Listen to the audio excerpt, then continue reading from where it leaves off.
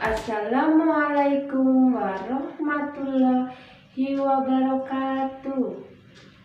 Perkenalkan, nama saya Kurnia Dia Astriani, guru kelas 5 MI Hidayatullah Denpasar, sekaligus sebagai mahasiswa PPG Angkatan 7 tahun 2022 LPTK UIN Alauddin Makassar dengan NIM 21101221043.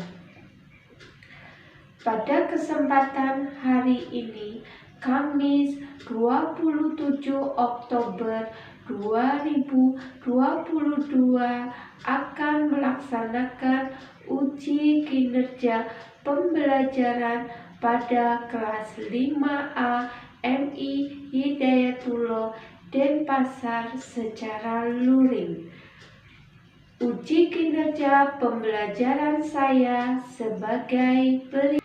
Assalamualaikum warahmatullahi wabarakatuh. Waalaikumsalam warahmatullahi wabarakatuh. Gimana kabarnya anak-anak hari ini? Alhamdulillah, luar biasa. Allahu Akbar. Sehat semuanya? Sehat. Siapa yang hari ini tidak masuk ya? Ya. Kisah sakit ya?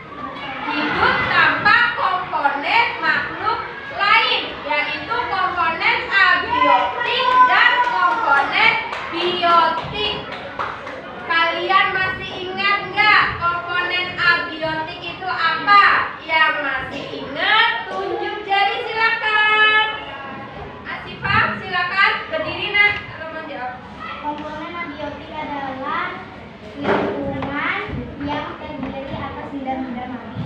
Iya, silakan duduk. Sedangkan contohnya apa? Siapa? Tunjuk jari. Oh, Kalista. Contohnya air, air, dan lain-lain. Iya, pinter. Ingat? Iya, jangan sampai lupa. Iya, jadi makhluk hidup itu tidak bisa hidup tanpa makhluk lain. Iya, dalam makhluk hidup ada yang berperan sebagai produsen dan berperan lagi sebagai konsumen. Ya, apa itu produsen? Produsen adalah makhluk hidup yang bisa membuat makanan sendiri. Contohnya apa coba makhluk hidup yang bisa membuat makanan sendiri? Tunjuk jari. Berdiri. Tumbuhan. Jadi tumbuhan itu termasuk produsen karena tumbuhan bisa membuat makanan sendiri melalui proses apa ya? Fotosintesis. Fotosintesis terjadi pada siang hari atau malam hari? Siang hari, karena ada sinar matahari.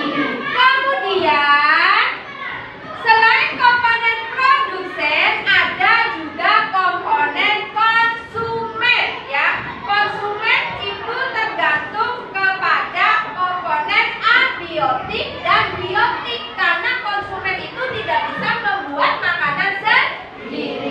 Paham? Ya.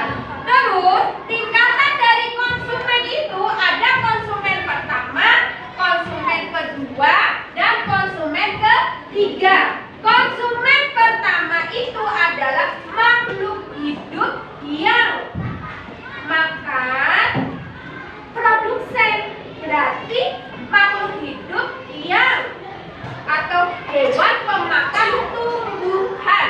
Hewan pemakan tumbuhan itu disebut apa?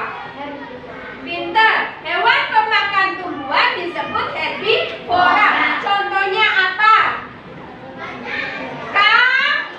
Kambing. Terus yang keras sapi. Terus belalang. Ya, ingat-ingat bahwa herbivora itu termasuk konsumen pertama.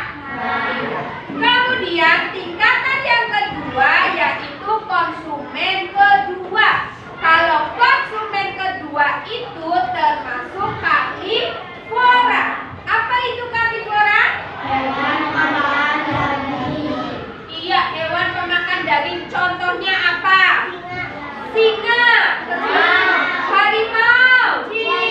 Buaya. Kucing. Jadi kalau karnivora itu termasuk binatang buas ya, karena dia itu pemakan daging. Kemudian ada lagi konsumen ketiga. Di dalam rantai makanan ini ada yang namanya dekomposes. Ya, ingat-ingat dekomposes itu adalah suatu organisme yang berperan menguraikan zat organik menjadi zat anorganik. Ya, contohnya adalah cacing. Paham sampai sini? Paham ya? Sebelum lanjut masih semangat? Masih. Coba kita tepuk semangat sebelum Munia akan memutarkan video biar kalian lebih paham ya. Mana semangatmu? Ini semangatku. Belum semangat? Sudah semangat. Tepuk semangat.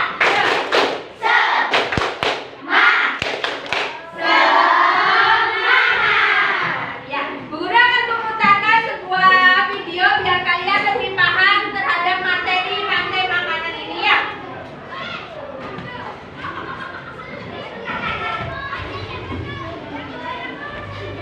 Makanan, jari-jari makanan, dan piramida makanan.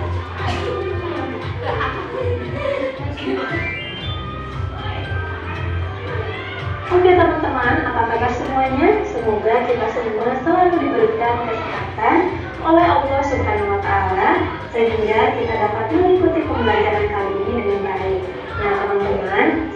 biasa, sebelum kita masuk ke pembahasan, saya akan menyampaikan tujuan pembelajaran kita kali ini, yaitu teman-teman mampu mengetahui dan memahami jenis interaksi pada rantai makanan, jaring-jaring makanan, dan piramida makanan dalam sebuah ekosistem.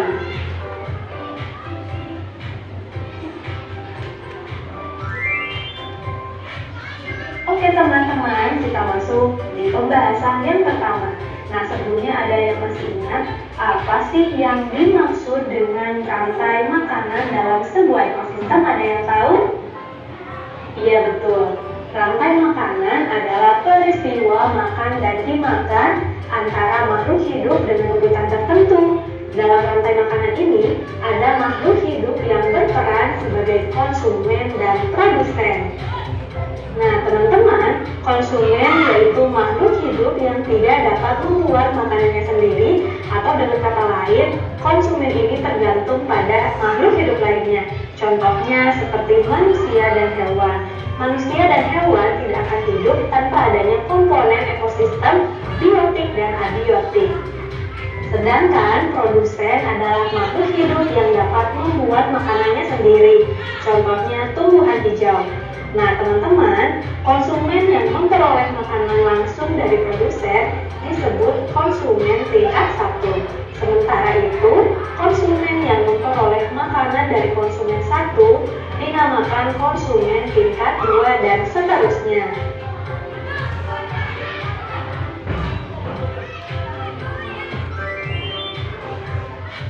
Nah, teman-teman, perlu teman-teman ketahui, tumbuhan dapat menghasilkan makanan sendiri yang dapat digunakan sebagai sumber energi bagi konsumen. Nah, teman-teman di sini ada yang tahu bagaimana tumbuhan ini menghasilkan makanannya sendiri? Iya betul, yaitu dengan fotosintesis. Nah, perlu teman-teman ketahui juga, karena konsumen ini adalah suatu makhluk hidup yang tidak dapat membuat makanannya sendiri, oleh karena itu, untuk mendapatkan energi, konsumen bergantung pada suatu produsen atau makhluk lainnya. Nah, teman-teman, dalam komponen rantai makanan, konsumen terbagi menjadi 3 bagian. Apa saja sih? Ada yang tahu? Ya, betul. Konsumen terbagi menjadi 3 bagian, yaitu konsumen primer, konsumen sekunder, dan konsumen tersier. Nah, teman-teman, berikut adalah penjelasan dari masing-masing konsumen berdasarkan tingkatan tersebut. Yang pertama ada konsumen primer. Nah, teman-teman, konsumen primer adalah konsumen pertama yang mana ia mendapat energi langsung dari produsen. Contohnya adalah suatu makhluk hidup yang termasuk herbivora seperti sapi, kerbau, kelinci, dan lain-lain. Nah, teman-teman, jika dilihat dari ekosistem sawah yang menjadi atau berperan sebagai konsumen primer, apa ya teman-teman? Iya betul, yang berperan sebagai konsumen primer dalam suatu ekosistem sawah yaitu belalang. Karena belalang langsung memakan produsen yaitu tumbuhan hijau. Selanjutnya, konsumen yang kedua yaitu ada konsumen sekunder. Nah, teman-teman, konsumen sekunder ini merupakan konsumen kedua yang mendapatkan sumber energi atau makanan dari konsumen pertama. Contohnya adalah pada hewan pemakan daging atau sering disebut juga sebagai hewan karnivora. Contohnya adalah misalkan seekor kucing, anjing, ular, dan lain-lain.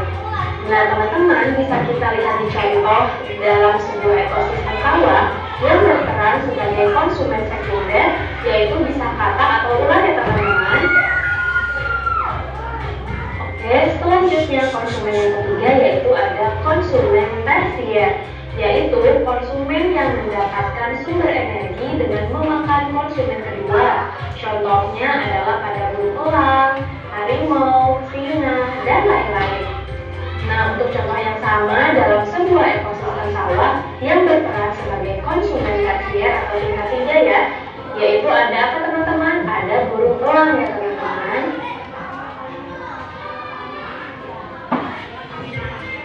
Nah, teman-teman, dalam komponen rantai makanan, selain produsen dan konsumen, ada juga dekomposer atau pengurai. Dekomposer ini adalah suatu organisme yang berperan menguraikan zat organik menjadi zat anorganik. Nah, perlu teman-teman ketahui juga, dekomposer dapat menguraikan bangkai dan tumbuhan yang sudah mati, lalu nutrisi yang terdapat di dalamnya akan digunakan oleh produsen atau tumbuhan sebagai sumber nutrisi.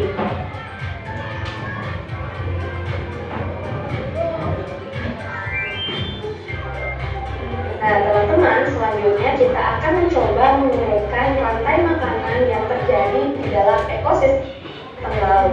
Yang pertama, fitoplankton dimakan oleh zooplankton. Zooplankton dimakan oleh ikan-ikan kecil. Ikan-ikan kecil dimakan oleh ikan-ikan berukuran sedang, dan ikan-ikan berukuran sedang dimakan oleh ikan besar, dan yang terakhir ikan besar mati dan dimakan oleh mikroorganisme. Nah, teman-teman, dalam rangkaian makanan di dalam ekosistem laut ini, fitoplankton berperan sebagai produsen karena jumlahnya sangat banyak dan menjadi cadangan makanan bagi sebagian besar makhluk hidup pada ekosistem air. Kemudian, zooplankton berperan sebagai konsumen tingkat 1, ikan-ikan kecil berperan sebagai konsumen tingkat 2, ikan-ikan sedang berperan sebagai konsumen tingkat 3, dan ikan besar berperan sebagai konsumen tingkat 4 atau konsumen puncak. Serta jika ikan besar ini mati akan diuraikan oleh dekomposer atau pengurai berupa mikroorganisme, ya teman-teman.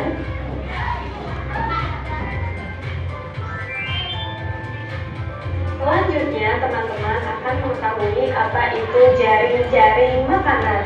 Nah, teman-teman, jaring-jaring makanan merupakan kumpulan beberapa rantai makanan yang saling berhubungan. Berarti lebih kompleks, ya teman-teman. Organisme yang terlibat dalam sebuah jaring-jaring makanan juga memiliki lebih banyak pilihan makanan dibanding organisme yang ada pada rantai makanan. Jadi, perbedaannya adalah dalam rantai makanan, organisme yang berperan menjadi konsumen hanya memiliki satu pilihan makanan saja. Sedangkan dalam jaring-jaring makanan, organisme yang berperan menjadi konsumen memiliki banyak pilihan makanan serta organisme dalam jaring-jaring makanan. Sudah paham ya anak-anak ya? Halo, sudah paham? Kalian ini kan sudah bagi kelompoknya ya. Silakan salah satu perwakilan kelompoknya mengambil makhluk hidup yang ada di depan dan buatkan jaring-jaring makanan atau rantai makanan yang